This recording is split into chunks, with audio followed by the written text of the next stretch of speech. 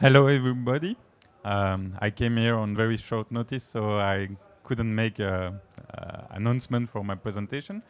So I'm going to present a program I'm managing, the Climate Support Facility, which provides technical assistance to African, Caribbean, and Pacific countries.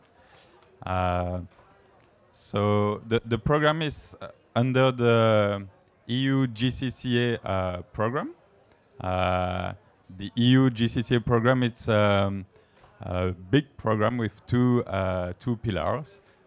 First, dialogue and exchange of knowledge on climate change. And second, technical and financial support. This program, GCCA, has 5 priority areas: adaptation, mainstreaming, RED, disaster risk reduction, and clean development mechanism. As you can see, there are in disaster risk reduction currently 9 projects and programs funded by the GCCA. The GCCA program is nearly a 300 million euro program, and within this program, 40 million are managed by the intra-AACP Secretariat. So these funds are available for the African, Caribbean, and Pacific countries. There are several regional programs funded by this intra-AACP program. And there is this component I'm managing, the Climate Support Facility, which is an on-demand program. So beneficiary from ACP country can make a request. The request must be made by someone working and based in an ACP country. It has to be in one of the GCCA priority. And it must be part of a larger program because our intervention are short-term assistance. So the output of the mission we implement, the beneficiary should be able to go on and follow up with this on their own resource. We don't fund project, the GCCA program fund project, but our component, the Climate Support Facility, only provide expertise, technical assistance. And yeah, it has to be short-term. So how to apply for this technical assistance? It's quite straightforward. So there is an online application form on the GCCA website, or possibility to contact directly my colleague, the Dr. Pendomaro. And as I said, anyone in this ACP country can make the request. It can be ministries, but also an NGO, civil society organization, or anyone.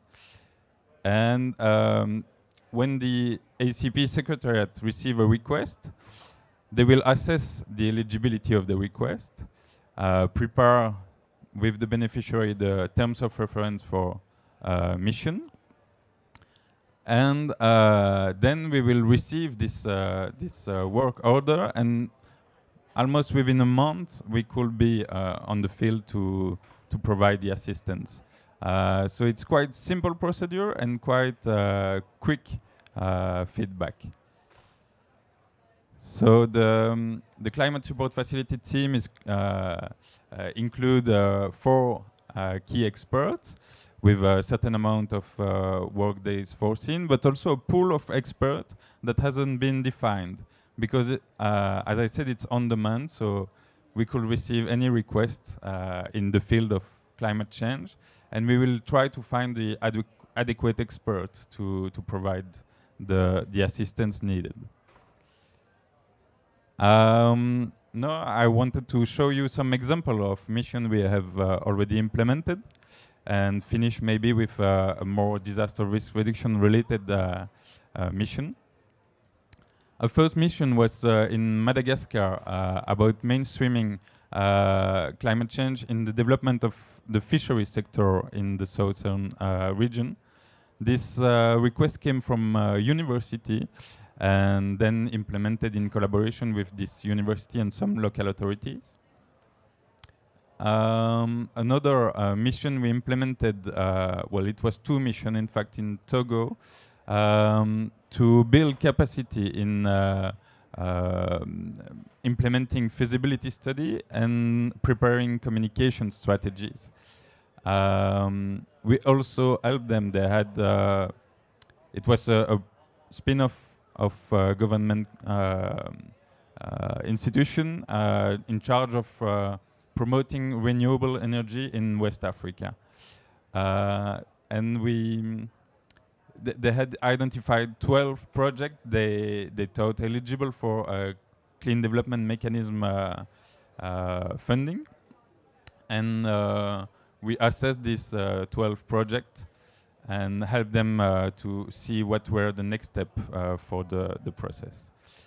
In Ivory Coast, we got a request for the development of a national coastal strategy, adaptation strategy. So our expert there made a field assessment of the vulnerability and drafted the development of this adaptation strategy. In Ivory Coast, we received also a request for the preparation of a roadmap to a RED Plus program. So as you can see, the technical assistance the climate support facility can provide cover really a wide range of requests. In Guinea, we had a request for a training on mainstreaming and prioritizing the project in climate change and the funding opportunities for this project. This is a training package we have developed and we all often receive, mainstreaming of climate change in any sector. And so now we have drafted a training package and it's available. We also have a training package on climate funds and what are the steps to access these climate funds.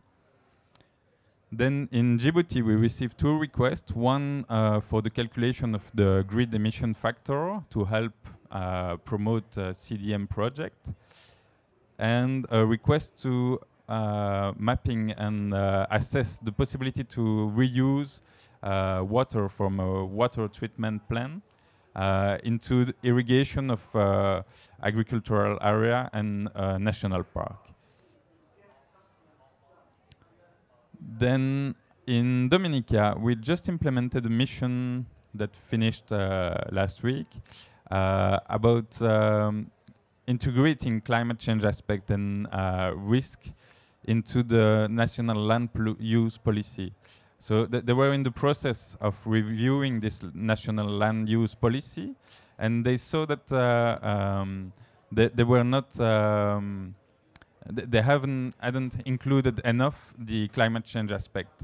So in place of redoing the whole process for this review, they requested our technical assistant for a short-term input to make a vulnerability risk assessment in Dominica, and then give the suggestions and recommendations to be included in this review that will be ongoing for still some months. So it's also a specificity of our program that it provides really quickly technical assistance, so we can help more longer technical ongoing project with issues they hadn't foreseen and for which it will be difficult to adapt at that time. Then another mission, 2 other missions that are ongoing is in Burkina Faso, the training of trainers on mainstreaming. It's the same training package I just mentioned before, but here we train in the objective of the purpose to have these people disseminating the training in all West Africa. So it's a 3-step training. First, we train the trainers. Then the trainers will do the training with our expert assisting them. And then we will make available remote assistance if they have any question on this training. And the last one is in Kenya, still ongoing. It's capacity building of, again, a university department on downscaling method for climate models. And it's applied in the region of Mont Elgon near the Lake Victoria Basin. And then to draw adaptation measures that could be applied by communities to face this risk that could come. Just to go in maybe a bit deeper into this Dominica mission we just implemented, because it's the most related maybe to disaster risk reduction. After the vulnerability risk assessment conducted during the last month, it was identified that many sectors in Dominica are vulnerable to climate change. And that a lot of change had been observed, like the extension of the winter swell, the loss of beaches and seagrass, an increased occurrence of land slippage, then the change in the rainfall and the droughts. So all these change have been assessed by our expert, and priority have been made for what should be included in the future national land use policy, and the report will be available soon and should be public on the GCCA website normally. Thank you very much for your attention. If you have any question on this climate support facility and what technical assistance it could provide, I invite you to ask the question now, to come to me later. Thank you.